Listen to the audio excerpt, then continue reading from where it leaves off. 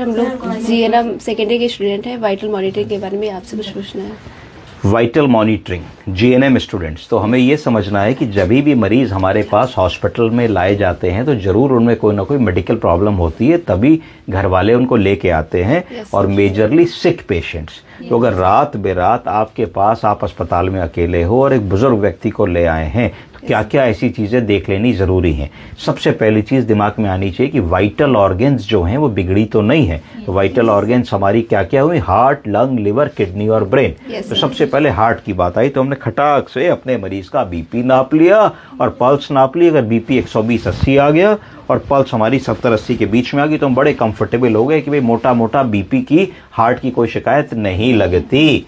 हमने खटाक से SpO2 देखा, अगर SpO2 रूम एयर पे 95-98% आ रहा है तो बड़े हम कंफर्टेबल हो गए कि भैया इनको तो लंग की भी कोई प्रॉब्लम नहीं लगती। हमने देखा हाथों पैरों में कोई सूजन नहीं है, चेहरे पे कोई पफिनेस नहीं है, पैरों में कोई सूजन नहीं आ रही है, पेशाब अच्छे से हो रहा है, तो मोटी मोटी दिमाग में है कि किडनी की भी प्रॉब्लम नहीं लगती, मरीज को पेशाब हो रहा होगा।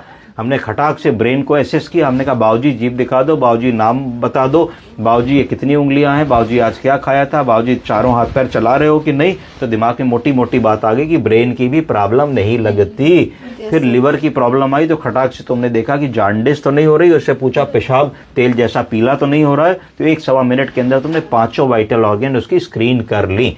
इसके बाद तुम्हें पता लग गया कि heart, lung, liver, kidney, brain किसी में कोई प्रॉब्लम है या किसी में कोई प्रॉब्लम नहीं है। अगर बीपी बहुत लो है तो रिपोर्ट करोगे बीपी लो है, उसका इलाज होगा। बीपी बहुत हाई है तो रिपोर्ट करोगे, उसका इलाज होगा। अगर SpO2 कम आ रहा है तो रिपोर्ट करोगे, ऑक्सीजन लगेगी और बाकी चीजें होंगी, एक्सरे वगैरह करा के देखा जाएगा। अभी हमारे पास एक पेशेंट आए, उनका ऑक्सीजन लेवल कम आ रहा था, 70% आ रहा था, तो उनका हमने एक्सरे किया। तो ये देखिए, ये उनका एक्सरे है। तो अगर हम इस एक्सरे को देखें तो हम देखेंगे कि दोनों ही लंग्स बिल्कुल हेजी और सफेद नजर आ रहे हैं, इसमें एयर की एंट्री हो ही नहीं रही है। तो ह्यूज कंसोलिडेशन के पैचेस दोनों लंग में है। बाइलेटरल निमोनिया, क्या डायग्नोसिस बनी? Bilateral pneumonia. तो लंग में कुछ दिख ही नहीं रहा है। अगर हम एक नॉर्मल लंग का एक्सरे देखें तो ये हमारे नॉर्मल लंग का एक्सरे देख रहे हैं, तो ऐसे लंग दिखने चाहिए थे, ऐसे होने चाहिए थे, और इसमें तो सब सफेद दिख रहा है। अगर काला दिखता तो मतलब हवा जा रही होती, एयर ब्रोंकोग्राम बनता है। क्या बनता है? Air bronchogram. तो एयर बनी नहीं रही, एयर जा ही नहीं रही, मतलब लंग टिश्यू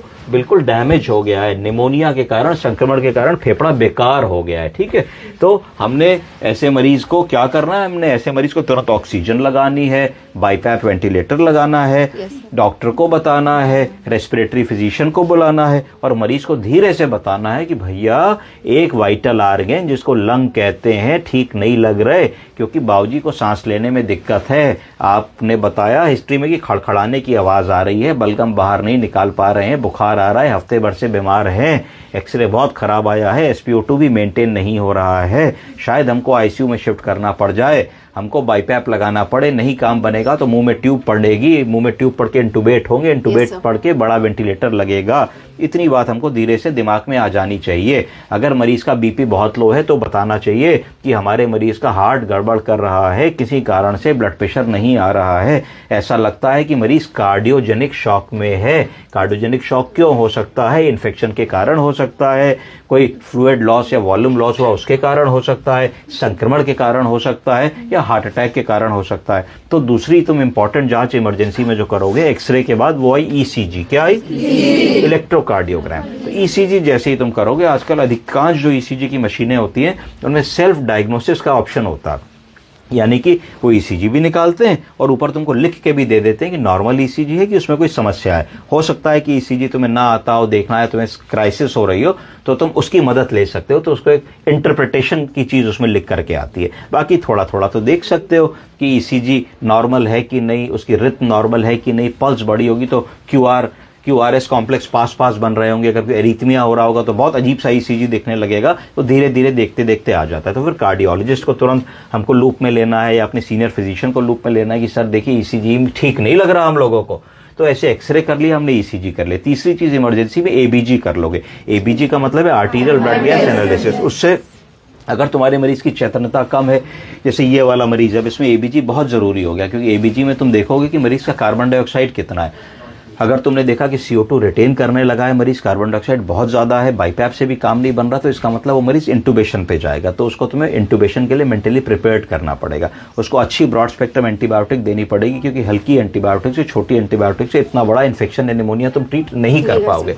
तुमको उसको सलाह देनी पड़ेगी कि तो बहुत खराब इन्फेक्शन लगता है, हमको कल्चर की ज़रूरत है, हमको खून का कल्चर, पेशाब का कल्चर और बलगम का कल्चर भेज देना चाहिए दवा शुरू करने से पहले। क्योंकि अगर तुमने एंटीबायोटिक शुरू कर दी तो जो कल्चर है वो चेंज हो जाएगा। तो तुमको कैसे पता लगे कौन सा कीटाणु है, कौन सा बैक्टीरिया है? हो सकता है तुम अपने दिमाग से एक एक्स एंटीबायोटिक दे रहे हो, तुम सोचो कि तुम सेल्बेक्टम सिफोपेराजोन देने जा रहे हो या पिप्रासिलिन टैजोबेक्टम देने जा रहे हो, तो तुम्हें क्या पता कि उस दवा से सेंसिटिव होगा कि रेजिस्टेंट होगा? पर 3 दिन लगेंगे ना रिपोर्ट आने में कल्चर सेंसिटिविटी की। तब तक तुम अपने दिमाग से, आपके डॉक्टर की सलाह से एक ब्रॉड स्पेक्ट्रम एंटीबायोटिक दे देते हो, जो आप सोचते हो gram positive, gram negative, anaerobic तीनों कवरेज करेगा। और तब तक हमारी 3 दिन में कल्चर की रिपोर्ट आ जाएगी। फिर देख करके एग्जैक्ट कीटाणु का पता लगेगा कि बैक्टीरियल इन्फेक्शन है कि फंगल इन्फेक्शन है, कई बार वायरल इन्फेक्शन भी हो सकता है। तो आपको 3 चीजें और दिमाग में आनी चाहिए कि एंटीबायोटिक तो खाली बैक्टीरिया को मारेगा, पर अगर हमारे मरीज को डायबिटीज है तो ऐसा भी तो दिमाग में आता है कि सफेदी फंगस की वजह से आ रही हो, तो क्या फंगल कल्चर हम लोग भेजेंगे कि नहीं भेजेंगे? फंगल कल्चर भी भेजना चाहिए हम लोगों को। एक और जांच होती है, ब्लड से फंगल कल्चर आने में तो बहुत टाइम लगता है। एक जांच होती है तो सीरम गैलेक्टोमेनिन कहते हैं, सीरम गैलेक्टोमेनिन की जांच एक ही दिन में आ जाती है। अगर वो पॉजिटिव आती है तो इसका मतलब है कि मरीज को फंगल इन्फेक्शन है, जैसे कि एस्परजिलोसिस, तो उसमें एंटी फंगल दवाओं का रोल होता है। आजकल फ्लू भी चल रहा है, तो कई बार फ्लू में भी फेफड़े में गड़बड़ी आ जाती है और ऐसा हो जाता है तो एंटी फ्लू मेडिसिन की भी जरूरत पड़ सकती है मरीज को। तो मरीज को इन टोटलिटी में देखना है। तो आपको बताने का पर्पज है कि जब भी आप ड्यूटी पे हैं, आप फ्रंट लाइन वॉरियर हैं। सबसे पहले मरीज आपके सामने आ रहा है, आप मरीज के वाइटल ले रही हैं, आप मरीज से मिल रही हैं, आप मरीज की हिस्ट्री ले रही हैं, आप मरीज को एक मैनेज करने की फ्रंट लाइन में। डॉक्टर ने तो 2-4 मिनट देखा और उसने अपना इलाज लिख दिया, पर ऐसी संभावना हो सकती है कि उन 2-4 मिनट में आदमी बहुत सारी चीजें मिस कर दे, क्योंकि बहुत बार मरीज का अटेंडेंट सही बात सही समय पे नहीं बताता। कागज मांगो तो कागज नहीं ला करके देता, क्या दवा खाते हैं कहते थोड़ी देर में लेके आएंगे, फिर वो बात इधर उधर हो जाती है। तो नर्स का या नर्सिंग ऑफिसर का बहुत इंपॉर्टेंट रोल होता है इन सब चीज़ों को माराओं को पिरोने में। बड़ा इंपॉर्टेंट रोल होता है कि आपको सब चीज़ नज़र से देखनी है, तभी आप एक मरीज को अच्छा रिजल्ट दे पाएंगे। खाली ये कि हमने बीपी नाप लिया, पल्स नाप लिया, SpO2 नाप लिया, बिना नापे कुछ लिख दिया, इस तरीके से मरीज में अच्छा रिजल्ट कभी भी नहीं आएगा। अगर हमारे घर का कोई आदमी भर्ती होता है अस्पताल में, तो हम वहाँ के डॉक्टर से, वहाँ के नर्सिंग ऑफिसर से क्या उम्मीद करेंगे? बहुत अच्छे से देखे, दिन में 4 बार आके देखे, थोड़ी देर में करवट कराए, ओरल केयर कराए, आई केयर कराए, बैक केयर कराए, लेटरल पोजीशन नर्सिंग कराए, फीट कराए, इनपुट आउटपुट देखे, पेट साफ हुआ कि नहीं इसको देखे, बिल्कुल समय पे। अगर 8 बजे की दवाई तो 8 बजे लग जाए, 9 बजे की दवाई तो 9 बजे लग जाए। लगाते समय स्टेरिलिटी मेंटेन हो, अगर वीगो डाल रहा है तो वीगो एक बार में चला जाए, 4 बार काउंटर ना हो। जैसे ही मरीज बताए कि कुछ दर्द हो रहा है तो उसको थ्रोम्बोफ्लेवाइटिस तो नहीं हो रही, उसके बारे में देखे। ये सारी चीज़ें हम एक्सपेक्ट करें। पेशाब की नली डाली है तो खिंच ना जाए, खून ना आ जाए, पढ़ने में समस्या ना आ जाए, ये सब चीज़ें हमें देखनी है। तो हमें देखना है कि हमको ऊपर वाले ने, अल्लाह ताला ने, भगवान ने, क्राइस्ट ने इस योग्य बनाया है कि हम एक मरीज के सबसे कठिन पलों में, उसके जीवन में एक पार्ट बनने की क्षमता रखते हैं। हम डॉक्टर लोग हैं, नर्स लोग हैं, पैरामेडिकल स्टाफ हैं, नर्सिंग ऑफिसर्स हैं।